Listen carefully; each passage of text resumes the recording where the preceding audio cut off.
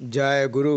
वंदे पुरुषोत्तमं, वंदे पुरुषोत्तमं, वंदे पुरुषोत्तमं। परम प्रेम परम दयाल युग अवतार भगवान श्री श्री ठाकुर अनुकूल चंद्र जी के चरणों में कोटि कोटि प्रणाम। सतीश दा ने श्री श्री ठाकुर जी से पूछा, हे दयाल, यदि सब कुछ ईश्वर की ही सृष्टि है तो पाप कहाँ से आया? इस पर परमपिता दयाल श्री श्री ठाकुर जी ने कहा, मनुष्य जब उत्स विमुख होता है तो वृत्ति उसे धर दबाती है।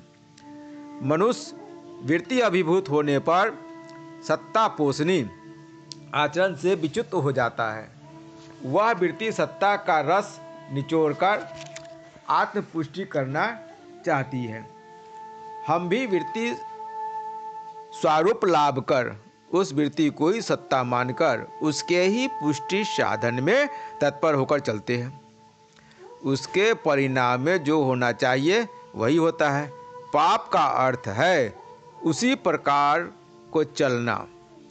कहने का सार यह है कि ईश्वर ने तो सृष्टि की है, पर मनुष्य की इच्छा पर उनका कोई हाथ नहीं है। वे जिस प्रकार स्वयं स्वराट स्वाधीन है, उसी प्रकार हर व्यक्ति को ही उन्होंने स्वराट और स्वाधीन बना दिया है। उन्होंने किसी को कम नहीं दिया है। प्रत्येक को अपनी तरह पूर्ण रूप से दिल खोलकर सब कुछ दिया है। तभी स्वेच्छा से उनकी दी हुई उस संपदा को कोई व्यक्ति जिस किसी दिशा में ही नियोजित कर सकता है।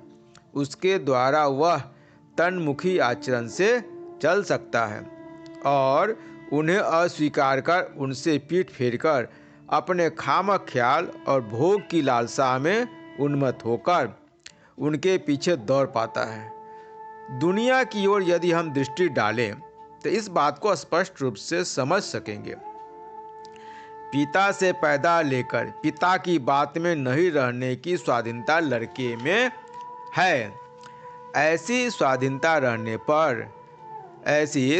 रहने पर भी जो उस सुयोग को ग्रहण कर सत अभिदीपना ले पिता की बात को मानकर चलता है, ऐसा लड़का ही उन्नति करता है। मानव जाति की उन्नति या शांति के समय भी वही बात लागू होती है। जितना वह उत्समुखी होगे उतना ही कल्याण का अधिकारी होगा। बहुतों का कहना है, ईश्वर ने मनुष्य को ईश्वर के विरुद्ध आचरण कर चलने की स्वतंत्रता क्यों दी? इसलिए तो इतना दुख कष्ट होता है। किंतु इस बात का उत्तर है, जबरदस्ती प्रीति नहीं होती है। यदि होती भी है तो उसका उपभोग नहीं किया जा सकता है। मनुष्य में अनियंत्रित प्रवृत्ति चलन की संभाव्यता रहने पर भी जब वह उसकी उपेक्षा करता है, स्वेच्छा से अनुराग निबद्ध होकर वृत्ति प्रवृत्ति को सुनियंत्रित कर इष्टमुखी तथा ईश्वरमुखी होकर चलता है, तभी वह अनुराग दोनों के लिए उपभोग हो उठता है।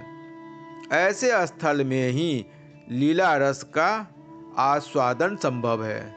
अन्यथा यांत्रिक रूप से लक्ष्यहीन हो बोधारा आवर्तन में मनुष्य को यदि तथाकथित अच्छे पथ पर चलना पड़ता तो अच्छा नहीं होता, क्योंकि केंद्रानुग अनुराग से भले बुरे के द्वंद्व संघात के बीच आत्मनियंत्रण के द्वारा मनुष्य के बोध का जो विकास होता है, विन्यास क्षमता जैसी बढ़ती है, वह बढ़ नहीं सकती थी। मनुष्य का विवर्तन भी नहीं होता, उपभोग का प्रश्न भी नहीं उठता। इसके बावजूद वैसा होने से चारित्रिक दृढ़ता, इच्छा शक्ति और व्यक्तित्व का अभ्युत्थान भी संभव नहीं होता। जय गुरु। वंदे पुरुषोत्तम, वंदे पुरुषोत्तम, वंदे पुरुषोत्तमम्।